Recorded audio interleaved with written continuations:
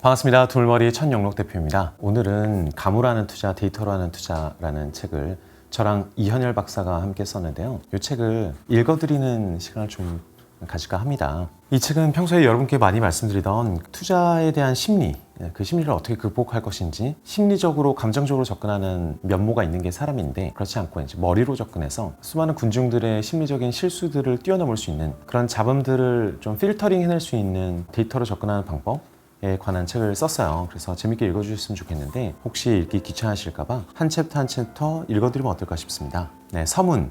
데이터가 최고의 투자 전략이다. 대한민국 국민들은 게임을 할 때도 완전한 공략법과 파이법을 만들어서 합니다. 데이터를 활용하고 시나리오를 분석하는 데 탁월하기 때문이죠. 그러한 이유로 투자에 있어서도 데이터 중심의 투자가 한번 유행을 타면 우리나라가 전 세계 최고 투자자 그룹이 될 수 있을 것이라고 확신하는 사람이 많습니다. 게임 최강국이 된 것과 마찬가지로 말이죠.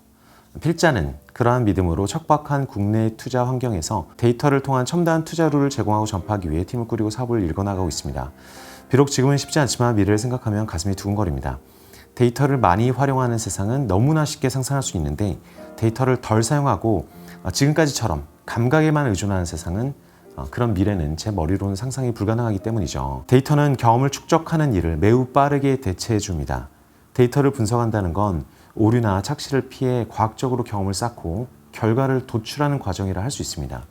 수백 년 살 수 있는 것을 지금 시점에 몇 시간 만에 그 경험을 대리할 수 있다는 얘기겠죠. 그런데 예지몽이나 수정구, 크리스탈볼을 통해서 투자를 할 수 있다는 환상이 많이 존재해서인지, 데이터를 활용한 투자 성공 사례를 쉽게 찾을 수 없어서인지 여전히 많은 의문이 존재하는 듯합니다. 이 점은 충분히 공감합니다. 필자가 평소에 많이 받는 질문 몇 가지를 소개합니다. 제가 실제로 정말 많이 받는 질문이고, 강연들을 돌아다녀도 똑같은 질문들이 많이 반복되는 걸 보면 우리네 세대가 비슷한 교육을 받은 사람들이 다 같이 가지는 가장 표면적인 의문점들인 것 같아요. 첫 번째, 데이터나 시스템 트레이딩, 퀀트, 인공지능 등을 활용한다고 해서 돈을 많이 벌 수 있을까요?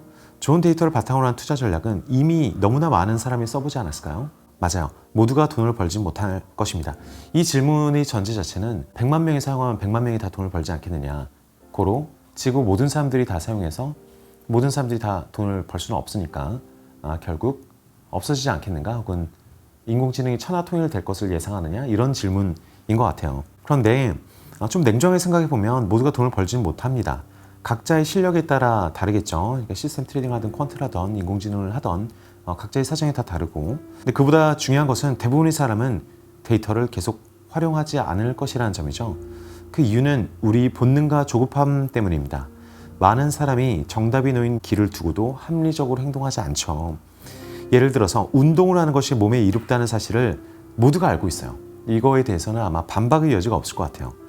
그렇다고 전 인류가 운동을 하지는 않죠. 만약에 사람이 합리적이어서 전 세계 모든 인구가 열심히 운동을 하고 건강한 음식을 먹는다면 저도 이 알고리즘이 세상을 천하통일하는 것을 상상할 수가 있을 것 같은데, 실제로 그렇게 되지 않습니다. 그래서 결국 근거가 확실한 운동도, 근거가 확실한 투자도 옳다고 해서, 이롭다고 해서 대유행을 타기는 굉장히 어려워요. 게다가 깊이 알아보고 꾸준히 지속하는 사람은 정말 찾기 어렵습니다. 정답이 뻔히 있는 문제들도 뭔가 계속 의심하고, 주변에 더 뜨거운 환상이 보이면 그 환상을 쫓아가고, 이런 것들 때문에 대부분의 사람들은 아무리 좋은 게 있어도 접목하기는 어려우리라고 생각해요. 오히려 저는 모든 사람이 운동을 해야 한다고 믿는 사람을 이상주의자라고 생각합니다. 그러니까 이 질문 자체가 조금 이상적인 질문이죠. 그래서 아무리 뛰어난 인공지능 혹은 투자 전략들이 세상에 다 공표된다고 해서 예전부터 지금까지 아무리 좋은 것들이 세상에 나와도 모든 사람들이 그것을 다 한순간에 도입하는 것은 굉장히 이상적인 얘기라는 생각이 많이 들었어요. 비슷한 질문으로 인공지능으로 완벽한 투자 비법을 찾으면 모든 사람이 따라할 텐데 그럼 결국 수익률이 사라지지 않을까요?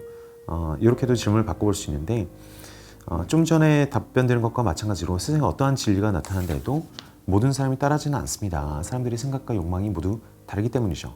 더욱이 투자하는 시점, 투자를 지속할 수 있는 능력, 현금 흐름, 즉 각자의 사정, 능력, 이런 것들이 모두 다르죠.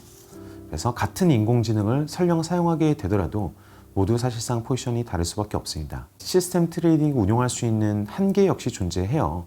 공학적으로는 어떤 전략은 100억 원을, 어떤 전략은 1조 원을 운용할 수 있는데, 정말 높은 수익을 낼 수 있는 투자 전략들은 일반인들에게 저렴한 수수료로 공개될 가능성은 거의 없습니다. 그러니까 여러분들이 그런 의문을 가지신 건 당연한 것 같아요. 그렇게 좋은 게 있으면은 왜 모두에게 제공해 주겠느냐. 하지만 그 질문엔 전제가 깔려 있죠. 정말 높은 수익률을 낼 수 있는 전략을 여러분들한테 드린 것일까요? 그걸 의심하는 것은 맞지만 조금 더 비판적으로 사고해 보면은 그렇게 완벽한 걸 드린다고 했을 가능성은 거의 없을 것 같아요. 완벽하지 않더라도 여러분들한테 도움된 걸 드렸을 수도 있고 굉장히 환상으로 포장되어 있는데 모두가 거짓말일 가능성도 있겠죠. 그래서 직접 데이터를 보고 확인해 보는 것이 중요합니다. 무조건 이런 건 이상적인 얘기하라고 안 받아들이는 이런 질문이 큰 의미가 있을까 싶습니다. 현실적으로는 성과가 탁월한 전략일수록 아주 소수의 사람에게만 제공되고 그 운용 액수가 한계점에 달하면 그래서 100억을 운용할 수 있는데 100억에 달하면 더 이상 운용하지 않거나 그러겠죠.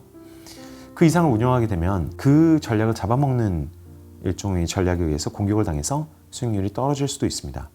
그러니 하나의 투자 전략이 천하통일을 할 가능성은 이렇게 보나 저렇게 보나 현실성이 거의 없어요. 시장은 독점되기가 너무나 힘들어요. 그냥 일상적으로 생각해보면 밥집이나 쌀집, 아이스크림집이나 이커머스, 스트리밍 회사, 여러분이 생각하는 그 어떤 회사도 시장에서 순수하게 세상을 독점하고 세계를 정복하기란 쉽지 않습니다. 왜냐하면 항상 더 작은 몸집으로 더 빨리 움직이는 경쟁자들이 나타나게 마련이니까요. 그래서 세상을 통일할 수 있는 알고리즘이란 존재하지 않습니다. 아무리 좋은 알고리즘도 아주 작은 비즈니스처럼 좀 파편적으로 생각해 볼 필요가 있는 것 같습니다. 세 번째 질문은 데이터를 보는 건 과거의 기록을 보는 것일 뿐인데 미래를 예측할 수는 없지 않나요? 과거에 있었던 일을 살펴보는 게 도움이 될까요? 이 질문도 정말 많이 받는데요. 이것도 좀 극단적으로 생각할 필요는 없는 것 같아요. 왜냐하면 자고로 미래를 예측하는 유일한 길은 과거에서 배우는 것이라고 했죠. 과거를 보지 않고서는 반복되는 역사적 패턴이나 거대 추세를 헤아릴 가능성은 거의 없다고 생각해요. 역사를 알아야 되는 거죠. 물론 과거를 안다고 내일이나 모레의 날씨를 100% 예측할 수 있는 건 아닙니다. 이런 건 굉장히 이상적인 발상이에요. 우리 목표가 내일을 100% 예측하는 어떤 수정구, 크리스탈볼을 원하는 것이 아니라 과거를 연구해서 돈이 될 수 있는 미래의 추세 혹은 그런 현상들, 작은 현상들의 어떤 집합을 찾아내는 그런 합리적이고 과학적인 방법론을 얘기하는 것이지 하루아침에 인공지능이 내일의 모든 날씨를 예측한다거나 사람의 모든 행동을 예측한다거나 시장의 움직임을 전부 예측한다는 것은 현재 단계로서는 제가 봤을 때 거의 불가능하고요. 이런 건 통계학에서도 굉장히 풀기 어려운 문제들이 되어 있죠. 그냥 모든 사람들의 행동 양식이 바뀌고 서로 적응을 해가고 그런 부분이 있기 때문에요. 그렇다고 해서 날씨를 예측하는 것이 전혀 100% 불가능하다, 0%다.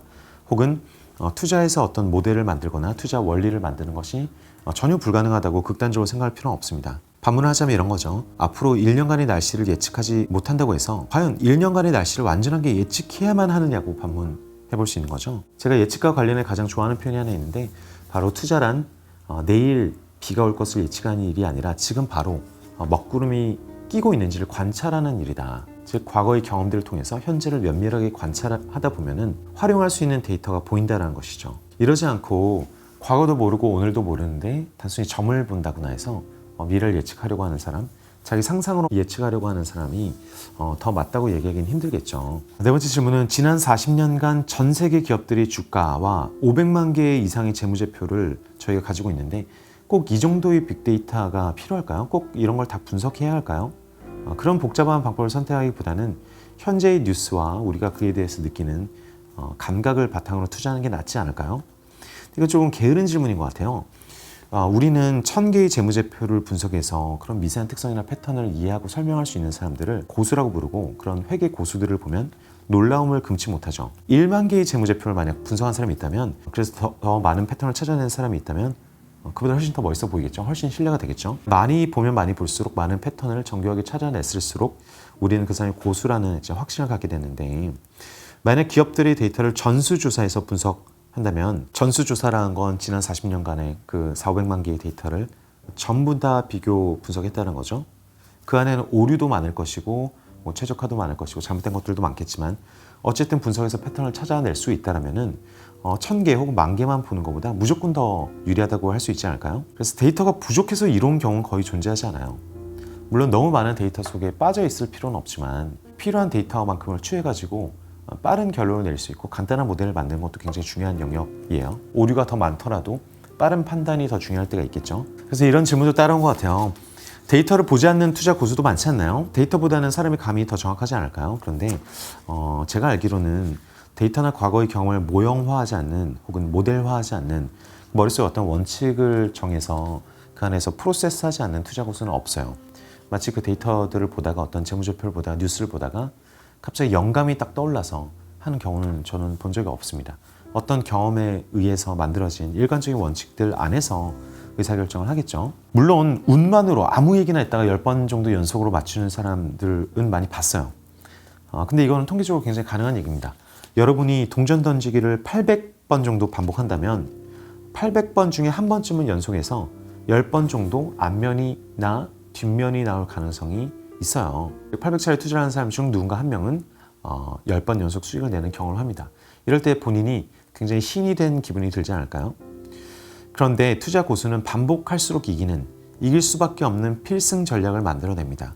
우연에 의존한 것이 아니라 이렇게 10번 연속으로 하면 자기가 천재가 됐다고 믿는 것이 아니라 매우 많은 과거 사례를 연구하면서 생긴 감 혹은 모형 혹은 원리를 믿고 투자하는 것이죠. 감은 자신의 욕망이 투영되어서 모형보다 훨씬 불안할 수도 있지만 모형으로 정의하기 힘든 매우 미세하고 입체적인 현상을 포착해낸 것일 수도 있습니다. 감이 더 정확하거나 결과적으로 도움이 될 수도 있어요. 그런데 거꾸로 데이터 분석을 제대로 해볼 수 있다면 이런 감이 맞는지 틀린지 완벽하게 확인할 수 있습니다. 통계적으로 확인되지 않은 감을 계속 약간 미신처럼 믿는다는 것도 굉장히 위험하겠죠. 대부분의 경우에 감을 모형화하기 어려운 것이 문제이지 모형화가 쓸모없는 것은 아닙니다.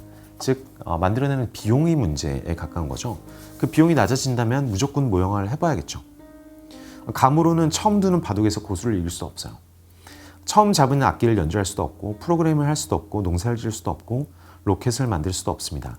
무수히 반복적인 경험과 데이터, 수리를 통해서 세상을 꿰뚫어 볼 수 있는 것이 바로 인간의 장점이라고 저는 생각합니다. 좀 날카롭게 이야기해서 죄송합니다. 근데 이런 질문을 끊임없이 받다 보면 많은 사람이 투자에서만큼은 데이터를 사용하지 않아도 되는 어떤 명분을 애타게 찾는 그런 느낌이 들어요. 답은 정해져 있습니다. 무조건 하나라도 더 데이터를 수집하고 분석해야 됩니다. 자기 눈으로 확인한 맞냐 틀리냐를 아주 다수의 데이터, 다수의 사례에서 눈으로 봐야만 그것을 확인할 수 있게 되는 거죠. 지금부터 이 책을 통해 그 이유와 방법을 상세히 이야기해 볼까 합니다. 자, 1장 운에 좌우되는 베팅장, 승자와 패자의 차이. 여기서부터는 반말로 썼어요. 사람들이 주식, 경마, 카지노, 복권과 같은 곳에 베팅을 하는 목적은 되게 비슷하다. 대박을 터뜨려 빨리 부자가 되기 위함이다. 이에 어떤 분들은 주식과 경마가 어떻게 같아? 라고 반문할 수도 있고 반대편에서는 그래 주식이나 경마나 다 똑같은 투기지 라며 볼멘 소리를 할 수도 있을 것이다. 투기자와 투자자는 재빨리 부자가 되고 싶은 사람과 시간과 전략을 모두 이용하는 사람으로 구분할 수 있다. 투기자는 재빨리 하고 싶은 사람이죠. 투자자는 천천히 모든 것을 다 활용할 수 있는 사람이고요. 모든 근거를 내버려둔 채 기도하듯이 돈을 건다면 그 대상이 사실 부동산이든 채권이든 로또든 마찬가지로 다 투기가 되는 것이 아닐까? 일확천금이라는 신기루에 짐승적인 감각, 애니멀 스피릿만을 내서 당장 지옥불 속으로 뛰어들겠다는데 그 대상의 구분이 중요하겠는가? 같은 칼이라도 소를 잡는 칼이 될 수도 있고 강도질을 하는 칼이 될 수 있듯 같은 확률적 성격을 가진 투자 대상들도 얼마나 성급하게 투자하느냐에 따라 그 이름이 달라질 수 있다. 당장의 스릴과 욕망을 토대로 한다면 그 과정도 결과도 대체로 투기라 할 수 있다. 노력을 쏟지도 않았는데 운명의 여신에게 점지당하는 상상을 해보라. 얼마나 즐거운가. 우리가 지나해온 모든 과정 속에 그런 운명의 장난에 대한 깊은 그리움이 있는지도 모르겠다. 그래서 베팅은 우리 본능이라고 말할 수 있다. 그러다 보니 누군가의 대박 소식은 언제나 큰 주목을 끈다. 2000년 라스베가스에서 100억 원이 넘는 잭팟을 터뜨린 모 연예인의 뉴스는 20년이 지난 지금까지도 회자되고 있다. 덕이 운명의 여신이 선착순을 외치는 듯한 환상은 인간의 본능이 아닐까 싶다. 2003년 국내 로또 1등 당첨금이 2월 되는 바람에 당첨금이 400원 가까이 될 것이라는 소식이 퍼지자 전 국민이 줄을 서서 로또를 구입했던 것도 이러한 본능 때문이다. 그러나 사람들의 꿈에 부푼 베팅은 매번 혹시나 해서 역시나로 이어진다. 타로에서는 운명의 여신 카드를 삶의 변화에 복종한다는 식으로 해석한다고 한다. 내 자신의 운명을 개척할 생각도 노력도 내려놓고 그 어떤 결과도 복종적으로 받아들이겠다는 것과 다름없다. 그러니 투기란 내 의지를 내려놓고 마구잡이로 내던지는 행위라고 정리할 수도 있겠다. 보통 유혹은 좋은 결과로 이어질 것이란 선험이나 경험으로 인해 작동한다. 이성의 유혹이나 모험적인 경험의 유혹에 몸을 맡기자 일생일대의 즐거움을 느껴본 적이 있을 것이다. 그리고 그 경험은 평생의 행동 양식에 영향을 미친다. 도박도 마찬가지다. 어딘가에서 우연한 성공을 통해 짜릿한 경험을 해본 것이 매우 강력하게 각인되었을 가능성이 크다. 불행히도 이는 확률적으로 전혀 유의미하지 않은 행동에 유혹된 것이므로 결과가 나쁠 수밖에 없다. 반대로 그 확률을 이해하는 사람들은 어마어마한 이점을 누릴 수 있다. 생각해보라. 대부분의 사람이 무엇에 홀린 것처럼 똑같이 확률적으로 어리석은 행동을 반복하고 있다면 그렇지 않은 사람들은 장님들의 세계에서 외눈바위가 왕이 되듯 성공을 쓸어담게 될 것이다. 인류 모두가 태어날 때부터 본능적으로 확률을 잘못 해석하는 비극적인 상황이 거꾸로 보면 얼마나 대단한 구조적 이점이란 말인가. 베팅으로 돈을 번 사람들은 이런 간단한 이치를 이용했을 뿐이다. 필자들은 기존의 투자와 투기를 나누던 어떤 모호한 윤리적 잣대보다는 개인의 심리적 상태를 더 중요하게 생각한다. 전통적으로 투기라 여겨지던 영역에서도 매우 침착하게 데이터를 잘 활용한 사례들을 한번 살펴보자. 데이터를 활용하면 색안경을 끼고 불같이 달려드는 우리 모습에 얼마나 허점이 많은지 깨달을 수 있을 뿐만 아니라 시장 전체에 만연한 허점들로 인한 새로운 기회가 보일 것이다. 재밌을 것 같지 않은가? 지금부터 숫자를 통해 살펴보자. 카지노에서 잭팟이 터질 확률은 37만 분의 1이며 로또 1등 당첨률은 814만 5060분의 1이다. 잭팟이 터질 확률은 여러분이 주사위를 7번 던졌는데 7번 모두 윗면이 6이 나올 확률과 다름없다. 로또 1등 당첨은 여러분이 무작위로 전화번호를 골라서 전화를 걸었는데 그것이 대통령의 직통 번호일 확률과 비슷하다. 주사위를 7번 정확히 던지는데 베팅한 사람이나 대통령의 직통 번호를 맞출 것이라고 상상한 사람은 거의 없다. 그러나 카지노나 로또를 통해 부자를 꿈꾸는 사람은 너무나 많다. 즉, 여러분이 확률을 이해한다면 그런 사람들보다 구조적으로 월등히 유리하다는 뜻이다. 도박꾼이 베팅한 금액 대비 돌려받을 수 있는 금액 비율을 환수율이라고 한다.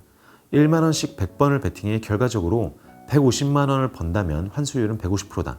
당연한 말이지만 환수율이 100% 이상의 게임을 해야 반복해서 베팅할 가치가 있다. 표 1-1은 카지노의 게임별 환수율을 정리한 것이다. 모두 100%가 되지 않는다. 룰렛의 환수율은 94.74%이며 이는 1만 원을 100번 걸면 확률상 52,600원을 잃는다는 뜻이다. 어마어마한 행운이 따르지 않는다면 이 확률적 약점을 극복하기란 결코 쉽지 않다. 그렇다면 주식에 투자하는 것은 어떨까? 주식은 장기적으로 돈을 버는 수단이다 라는 말을 들어본 사람 많을 것이다. 과연 그럴까? 결론적으로 주식도 어떻게 접근하느냐에 따라 매우 다른 결과를 낳을 수 있다. 주식시장은 경제구조와 자본시장의 성장, 물가 상승에 따라 동반 상승하므로 주식 투자는 장기적으로 승률이 높을 수밖에 없는 게임이다. 그러나 카지노보다 월등히 유리한 이런 게임도 잘못된 방법으로 참여한다면 결과가 좋지 않을 수밖에 없다. 한 연구에 따르면 1998년부터 2003년까지 6년간 개인 투자자 1만 명을 대상으로 조사한 결과 총 수익률은 연간 12.3%, 거래 비용을 제외한 순수익률은 연간 8.3%를 기록했다. 결과만 봤을 때는 돈을 번 것처럼 보이지만 같은 기간 전체 주식시장의 상승률인 연 13.6%에 비하면 개인 투자자들은 단순히 주식시장에 투자한 것만으로 취할 수 있는 수익 대비 연간 마이너스 5.3%의 수익률을 기록한 셈이다. 개인 투자자들이 단체로 어떤 몹쓸 투자 행위를 하고 있는 것은 아닐까? 이 연구는 꽤 오래전에 진행된 것이므로 최근 결과를 살펴볼 필요가 있다. 과거에 비해 개인 투자자들의 정보 접근성이 발달했고 유튜브나 각종 매체를 통해 투자 지식을 쌓기도 편리해졌으니 수익률이 훨씬 더 올라가지 않았을까? 그런데 2020년의 조사 결과를 보면 그렇지 않다. 2020년은 투자 역사에 있어 길이 남을 한 해였다. 1월에 발생한 코로나19가 아시아를 넘어 유럽과 미국으로 확대된 3월, 전 세계 주식시장은 손쓸 수 없을 정도의 빠른 속도로 무너졌다. 투자자들은 한 달도 되지 않는 기간 동안 주가가 27% 가까이 떨어진 것을 바라보며 공포감에 휩싸였다. 하지만 3월 22일을 기점으로 거짓말처럼 하락이 멈추었고 3월 31일까지 코스피는 무려 20% 가까이 상승했다. 코스피는 여기서 멈추지 않고 연말까지 쉴 새 없이 올라 2020년 한 해 동안 30% 가까이 상승했으며 3월 저점을 기준으로 무려 100% 가까이 상승했다. 이로 인해 주식 투자를 처음 시작한 개인 투자자 수도 폭발적으로 증가했다. 개인 투자자들의 계좌를 분석한 자료가 있다. 이 자료는 2020년 3월부터 10월까지 주식시장이 열린 166일 중에 약 20만 명의 개인 계좌를 분석한 것이다. 이 기간 동안 코스피 누적 수익률은 약 14%였으며 3월에 주식시장 바닥에 진입했다면 코스피만으로도 최종적으로 55%의 수익률을 올릴 수 있었다. 소위 말하는 위기이자 기회였던 시기라고 할 수 있다. 그러나 약 20만 개의 계좌 수익을 분석한 결과 무려 절반에 가까운 46%의 개인 투자자가 손실을 기록한 것으로 나타났다. 구체적으로는 기존 투자자 중 39%, 또 주식을 처음 시작한 투자자 중 65%가 손실을 보았다. 기회를 잡은 사람보다는 위기에 당한 사람이 많았던 것이다. 안타깝지만 앞서 언급한 대로 투자자들은 뭔가 습관적으로 몹쓸 짓을 하고 있는 것임이 분명하다. 기본적인 확률만큼도 수익을 챙기지 못하는 결과가 매우 보편적으로 발생하고 있으니 말이다. 사람들이 배팅에 실패한 이유는 결국 두 가지다. 첫째, 애초에 이길 수 있는 확률이 극도로 낮아 성공할 수 없는 게임인 줄 스스로 알면서 배팅을 하기 때문이다. 많은 사람이 운명의 여신에 대한 환상 비슷한 것에 유혹되어 하지 말아야 할 배팅을 하고 만다. 이때 우연히 배팅에 성공하기도 하는데 장기적으로 불리한 확률을 가진 게임을 계속해서 하다 보면 자산이 줄어들 수밖에 없다. 한번 배팅에 성공한 경험은 중독성을 높여 최악의 결과를 야기한다. 둘째의 경우는 본인에게 유리한 게임을 만들 수 있음에도 그 방법을 잘 몰라서 구조적으로 잘못된 배팅을 모르고 하기 때문이다. 그렇다면 배팅을 한 것은 장기적으로 무조건 나쁘고 손실을 불러온다고 결론 내려야 하는 것일까? 물론 아니다.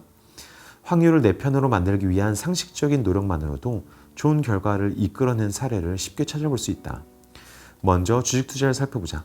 전설적인 투자자 워런 버핏의 벅셔 해더웨이는 1964년부터 2020년까지 약 281만 %의 수익률을 기록했는데 이를 연간으로 환산하면 약 20%다. 같은 기간 미국의 주식시장인 S&P 500 지수가 연평균 10% 상승했으니 투자 결과는 꽤 성공적이라 할 수 있다. 이외에도 장기간에 걸쳐 주식시장을 이기며 돈을 번 투자자는 셀 수 없을 정도로 많다. 그렇다면 승률이 훨씬 낮고 하룻밤에 패가 망신하기 쉬운 게임, 즉 흔히 도박이라 말하는 훨씬 위험한 영역은 어떨까? 도박판에도 오랜 기간 살아남아 돈을 번 사람이 꽤 존재한다. 그런 사람들을 프로 갬블러라고 하는데 영화 타짜의 주인공처럼 속임수를 써 돈을 번 것이 아닌 순수하게 통계적인 실력으로 살아남은 사람들이 바로 이 주인공이다. 미국에서는 일부 도박 게임이 확률적 분석을 모두 마친 프로들이 전쟁터가 되었다. 텍사스 홀덤 월드 시리즈를 비롯해 각종 지역 토너먼트가 수도 없이 열리고 온라인에서도 수백 수천 명씩 참여하는 토너먼트가 수시로 열린다. 프로 갬블러들은 이러한 토너먼트에 참여해 꾸준히 등수환을 들며 상금을 쓸어담고 있다. 한때 국내에서 유명했던 프로게이머 베르트랑 그로스펠리에도 2005년 프로 포커 플레이어로 전향했죠. 그래서 전향해서 9년 동안 약 1,000만 달러, 하나 약 100억 원의 상금을 벌어들였다. 한 번의 대회에서 우연히 돈을 번 것이 아닌 말 그대로 꾸준히 배팅에 성공해 돈을 번 것이다. 배팅에 실패하는 사람과 성공하는 사람들 간에는 행운을 기다리는지 아니면 확률을 공부한지 차이가 존재한다. 로또 당첨률이 0에 가까우니 많은 사람이 로또를 구입할 때 한 명의 당첨자가 내가 될 수 있지 않을까라는 행운을 믿는다. 주식 투자할 때도 마찬가지다. 제대로 공부하지도 않고 그저 주가가 오르기만을 간절히 기도한다. 어느 날 개인적으로 카지노에 간 적이 있다. 슬롯 머신 앞에 앉아있는 사람들이 눈을 보니 손톱을 물어뜯는 초조함 속에서도 어쩌면 자신에게 행운이 올 것이라는 기대감이 가득 담겨 있었다. 문제는 그 자리에 앉는 수천 명의 사람이 매일매일 같은 생각을 한다는 것이다. 도박의 룰이 더 복잡해 보일수록 자신이 더 깊은 지적 행동을 추구한다는 착각이 들어서 더 진지하게 행운을 기다리는 경우도 많다. 근데 주식 투자를 하는 사람들도 대체로 비슷하다. 복잡한 재무제표를 공부해봤자 어차피 결과는 행운에 의해 결정되는 것이 아니냐며 오늘도 내일도 행운을 기다린다. 어쩌면 오늘만은, 어쩌면 나에게만은 이라고 주문을 외면서 말이다. 하지만 이런 자세는 배팅에 실패하는 매우 표준적인 모습임을 누구나 알고 있을 것이다. 더 나은 방법을 알지 못해 행동하지 못하고 있을 뿐이다. 배팅에 성공한 사람들은 자신이 게임에서 이길 확률이 얼마인지를 계산하고 확률이 높을 때만 배팅을 한다. 물론 모든 배팅에서 성공을 거두지 못할지라도 계속해서 게임을 해나가면 장기적으로는 승리할 수밖에 없다. 주식 투자를 할 때 각종 데이터를 꼼꼼히 분석해 오를 수밖에 없는 기업에만 투자한다면 장기적으로 돈을 버는 것은 물론 마음도 불안해지지 않는다. 참고로 각종 데이터를 꼼꼼히 분석한다고 해서 오르는 종목을 다 맞출 수도 없고 투자한 기업들이 다 오르지도 않을 거예요. 다만 확률적 이점이 있기 때문에 승리할 확률이 훨씬 더 높고 마음도 편하다는 얘기죠. 확률을 내 편으로 만드는 것은 단지 운을 내 편으로 만드는 것과는 다르다. 구조적으로 자신에게 유리한 게임을 취사 선택할 뿐만 아니라 아군이 왔을 때 생존할 수 있는 구조를 만들고 해군이 왔을 때 취할 수 있는 구조를 만들어야 가능한 얘기가 아닐까? 이런 행운마저도 다 통제하는 노력이라는 거죠. 그러자면 아군과 행운은 무엇인지, 어떤 빈도로 얼마의 아군이 올 수 있는지 철저하게 이해할 필요가 있다. 결국 행운의 영역을 확률의 영역으로 바꾸기 위해 우리에게 필요한 것은 데이터이다. 데이터를 토대로 각종 확률을 계산하고 이해하여 이를 토대로 자신에게 유리한 판을 만들어야 된다. 데이터와 그에 대한 분석을 내려놓는 순간 우리 앞에는 운명의 여신 같은 기괴한 환상, 기괴한 기대감만 아른거릴 것이다. 우리 모두 확률적 인간으로 길이 생존할 수 있는 고리를 놓지 말자.